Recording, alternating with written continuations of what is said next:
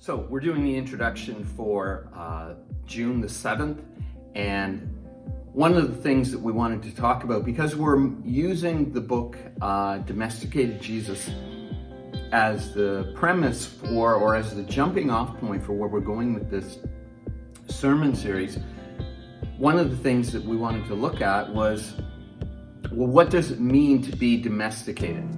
Everybody knows we have a dog, Lola. And Lola is a part English, part American bulldog. Dogs aren't meant to look like Lola. If you've seen her, you know why I say that. But it's also because the original dog didn't have that quality to it. Right now, Lola's got an issue. She's got some kind of neurological thing going. And the reality is it's inherent to the breed.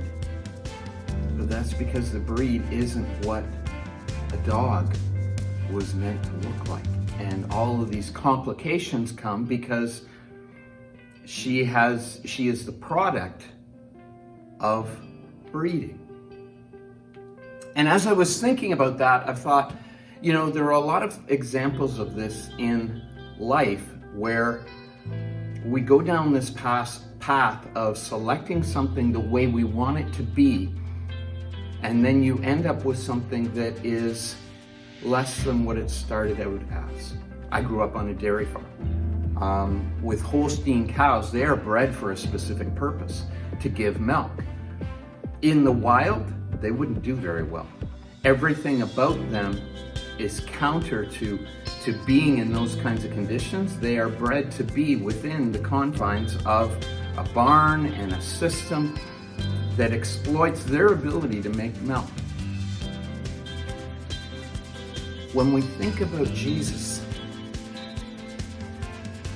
when we're honest about how we think about Jesus, I think we can begin to identify areas in our lives where we've selectively included and selectively filtered out aspects of who he is.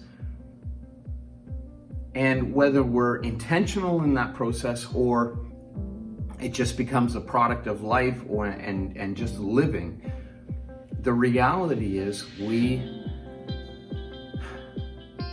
end up with a domesticated Jesus, one after our own making, our own designing. And he suits us really well. The problem is it's not who he was meant to be. We're going to explore this further and talk about why we do that. And we're going to be doing that this coming Sunday. And as I identified, it's June the 7th. We are still not able to do this. So look for the sermon online. It'll be on YouTube. And let's consider how we have really created a Jesus and a faith that is less than what it was meant to be.